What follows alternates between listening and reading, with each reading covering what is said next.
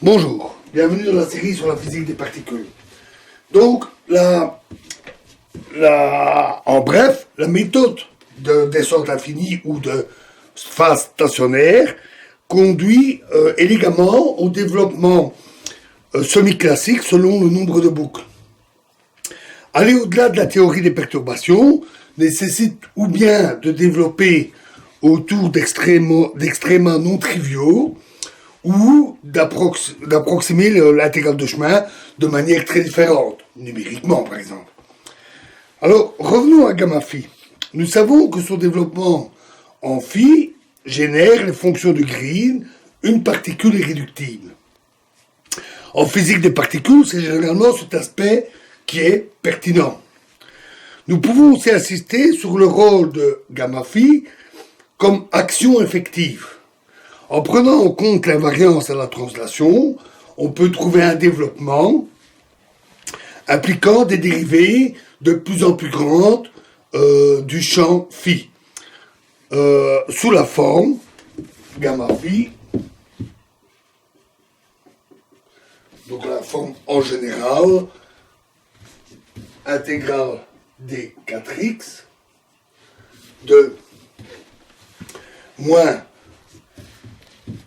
V effectif de phi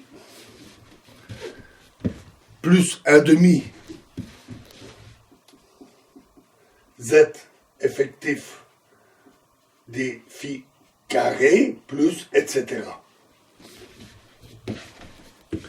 Le premier terme implique la somme de toutes les fonctions propres à moment externe nul.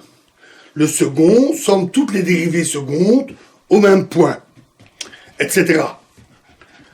En principe, la fonction phi de x reste arbitraire. Cependant, si nous voulons calculer v effectif seul, puisqu'on ignore alors les dérivées, on peut se satisfaire d'un calcul avec phi constant, pourvu qu'on puisse factoriser sans ambiguïté l'intégration divergente sur x. Comme exemple, extrayons V effectif à l'ordre h bar des équations que nous avons vues dans la vidéo précédente de GC et de gamma phi. En général, on aura V effectif égale V effectif à l'ordre 0 plus h bar V effectif à l'ordre 1 plus h bar carré V effectif à l'ordre 2, plus, etc.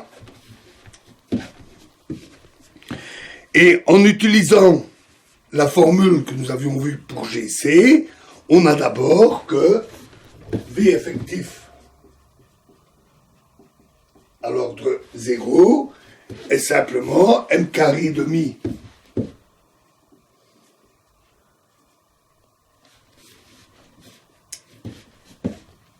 m carré demi phi carré plus v de phi.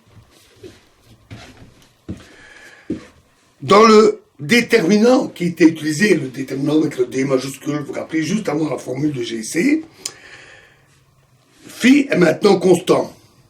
Et le propagateur, nabla plus m carré plus v seconde, le tout exposant moins 1, est donc diagonal dans l'espace-moment. Donc trace de ln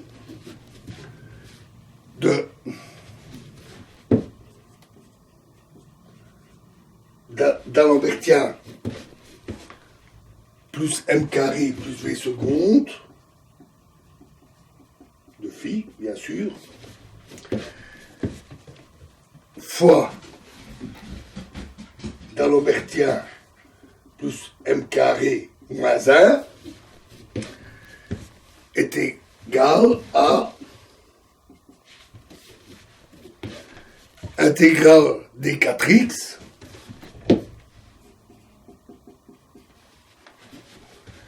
fois l'intégrale des 4p sur 2pi4 de ln de 1 moins v seconde phi fois 1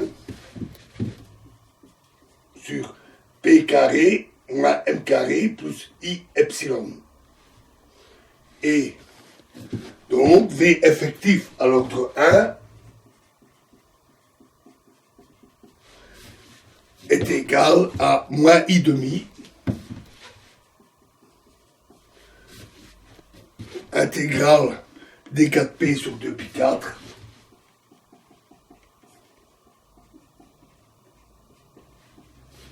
fois ln de, en fait, la même expression. Cette expression est bien sûr sans signification avant les soustractions des divergences ultraviolettes. Pour être concret, choisissons le potentiel en phi4, c'est-à-dire V phi égale lambda phi 4 sur 4 factoriel, et donc V seconde phi égale lambda phi carré sur 2.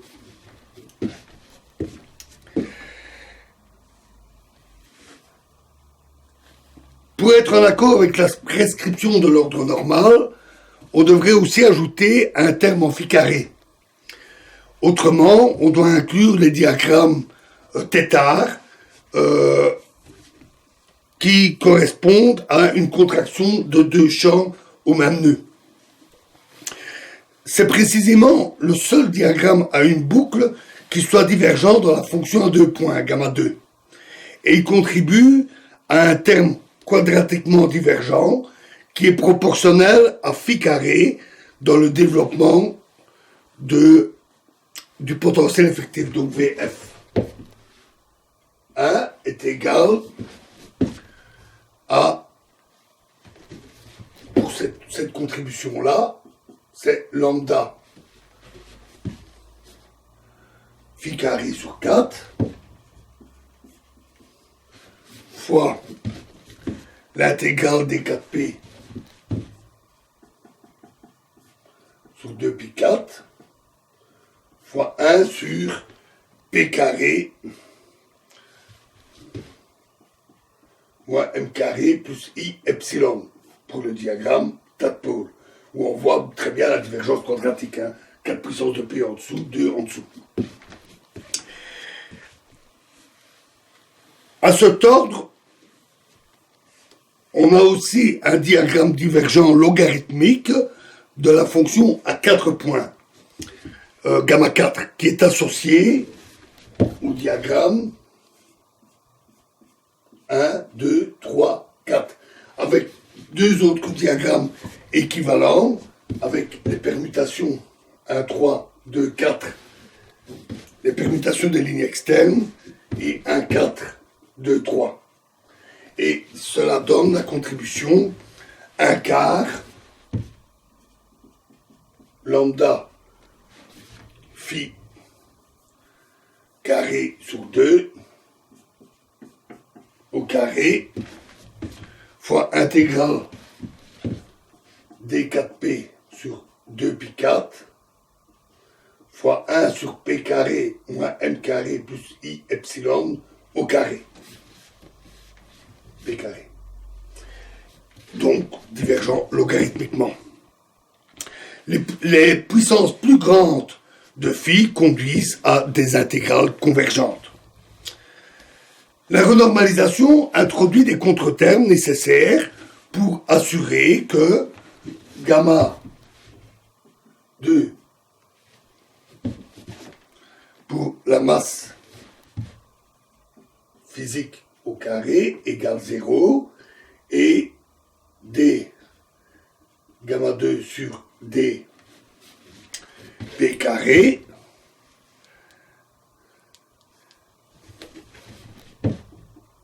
pour la masse carrée physique égale 1. Comme d'habitude, le pôle de résidu égale à 1. Et une contrainte sur la fonction à 4 points qui donne la signification de la constante de couplage renormalisée. Par exemple, sa valeur sur le point S symétrique de la couche de masse, donc avec pi carré égale m carré physique, PI plus PJ carré égale 4 tiers de M carré physique.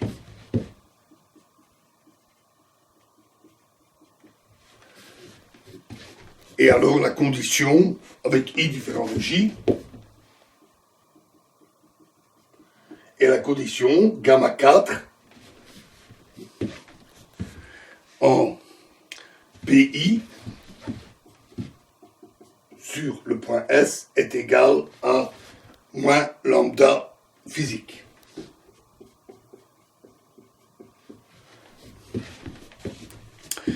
Ces conditions sont utiles quand on traite de certaines applications de problèmes de diffusion. L'inconvénient, c'est qu'elle donne des calculs, des quantités particulièrement encombrantes dans l'action effective. Lorsqu'on la développe avec un moment externe nul, ce qui nous intéresse ici pour V effectif à l'ordre 0. À l'ordre 1, pardon. Donc pour le calcul de V effectif. Et à une renormalisation finie près, on peut remplacer par d'autres conditions gamma 2 de 0 égale moins M carré. Là c'est un moins M carré. Moins M carré. Non, il n'y a pas de moins, excusez-moi. Et la dérivée gamma 2 sur dp carré de 0 égale 1.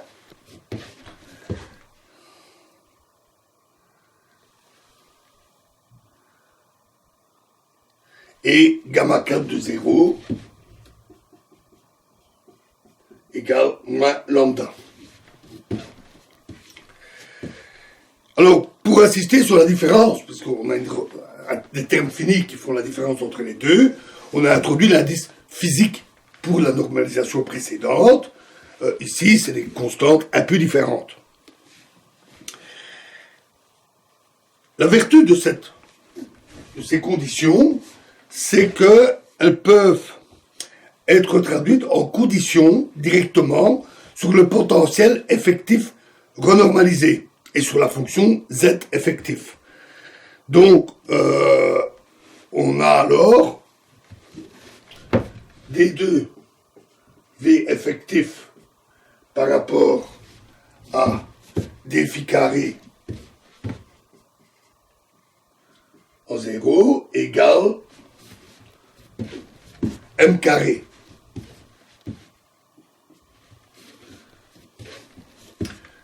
D4 V effectif sur d phi 4, toujours calculé en 0, est égal à lambda. Et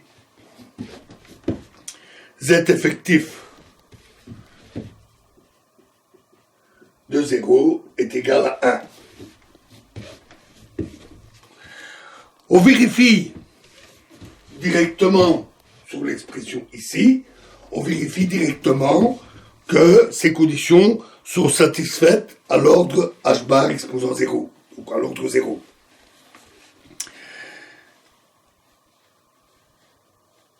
À ce niveau, on a aussi Z effectif 0 égale 1.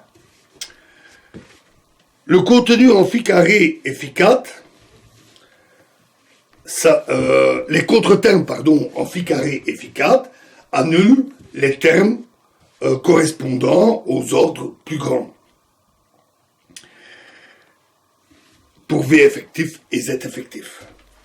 Par conséquent, la contribution correcte à une boucle au potentiel effectif est V effectif, renormalisé, est égal à moins I demi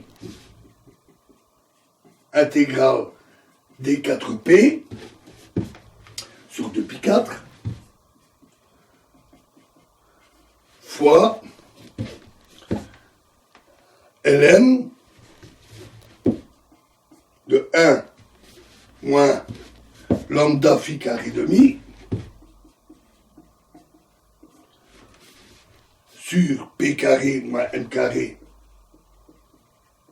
plus i epsilon plus lambda phi carré demi sur p carré moins m carré plus i epsilon plus 1 demi lambda phi carré demi au carré divisé par p carré moins m carré plus i epsilon au carré. Voilà, et nous continuerons cette analyse dans la prochaine vidéo. Je vous remercie.